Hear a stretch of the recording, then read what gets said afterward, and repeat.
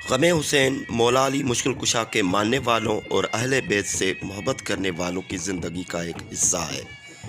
کربلا میں حضرت امام حسین کی مظلومیت کو یاد کر کے ہر آنکھ نم ہوتی ہے اور زاروں قطار رونے اور ماتم کرنے کی آوازیں ماہ محرم الحرام کے عشرے میں اکثر سنائی دیتی ہیں۔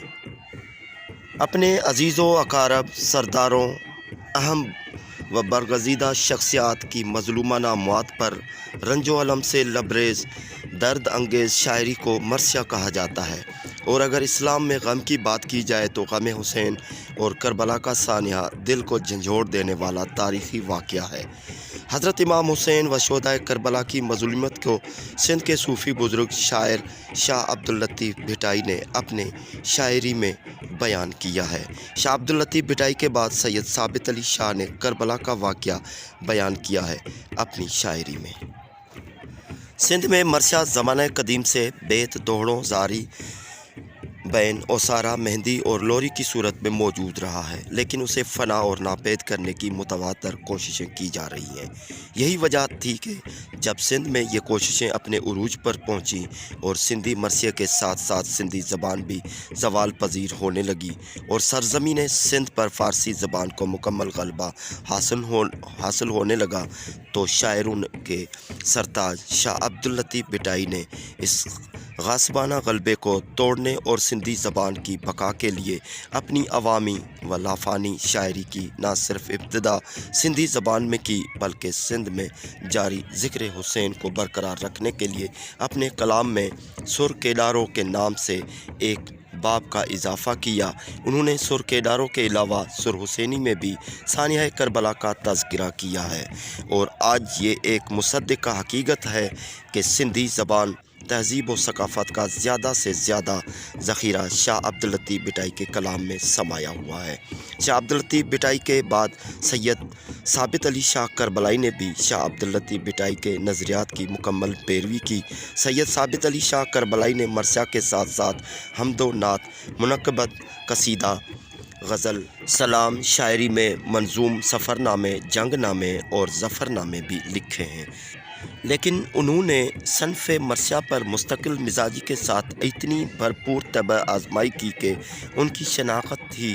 مرثیہ نگار شاعر کے طور پر ہو گئی، اور انہیں یہ اعزاز بھی حاصل ہے کہ 2 صدیوں کا عرصہ گزر جانے کے باوجود آج بھی نہ صرف ان کے لکھے ہوئے مرثیے ذوق، عقیدت اور باقاعدگی کے ساتھ عام طور پر پڑھے جاتے ہیں، بلکہ اس طویل عرصے کے دوران سندھ میں آج تک ان کے پایا کا کوئی بھی مرثیہ نگار شاعر پیدا ہی نہیں ہو سکا۔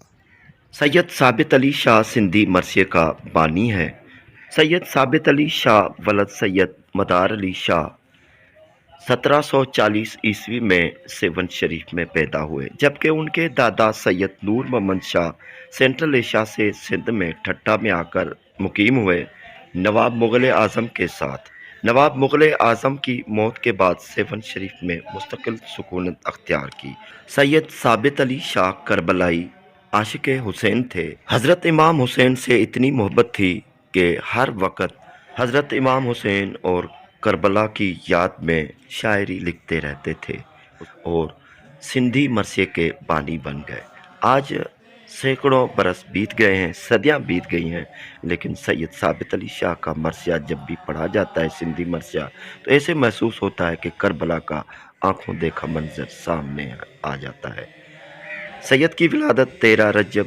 1153 ہجری اور وفات 27 جمادی الثانی 1225 ہجری میں ہوئی۔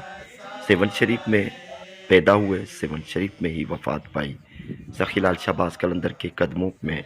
آدھا کلومیٹر کے دائرے میں کربلا والی کافی میں دفن ہے۔ بڑی کرامتوں کے مالک تھے سیون واسیوں نے سید ثابت علی شاہ کی بہت زیادہ کرامتیں دیکھی۔ سخی لال شہباز قلندر کی نگری میں ایسے کئی درگاہیں ہیں، ان میں سے ایک پسندیدہ اور بڑے اللہ کے ولیوں کی مزاروں میں سے سید ثابت علی شاہ کی مزار ہے۔ سید ثابت علی شاہ کی مزار میں اگر آئیں گے، گنبد کے اندر دیکھیں گے تو 2 قبریں وہاں پر موجود ہیں۔ ایک سید پریل شاہ دودائی لاڑکانہ والے کے ہیں، جو عاشق سید ثابت علی شاہ ہیں، جیسے سید ثابت علی شاہ عاشق حسین ہیں، اور سید پریل شاہ بادشاہ دودائی لاڑکانے والے وہ پھر عاشق سید ثابت علی شاہ ہے، کیونکہ ان کی شاعری ان پر اتنا تو اثر چھوڑ گئی کہ ہر وقت سید ثابت علی شاہ کا مرثیہ پڑھتے رہتے تھے اور حضرت امام حسین کی یاد میں روتے رہتے تھے۔ 70-80 سال پہلے سید پریل شاہ کی وفات ہوئی تو یہاں پر بڑی جی جی اماں سید گل محمد شاہ کی والدہ کی طرف سے ان کی ہدایات پر کربلا والی کافی میں سید ثابت علی شاہ کی مزار میں دفنایا گیا۔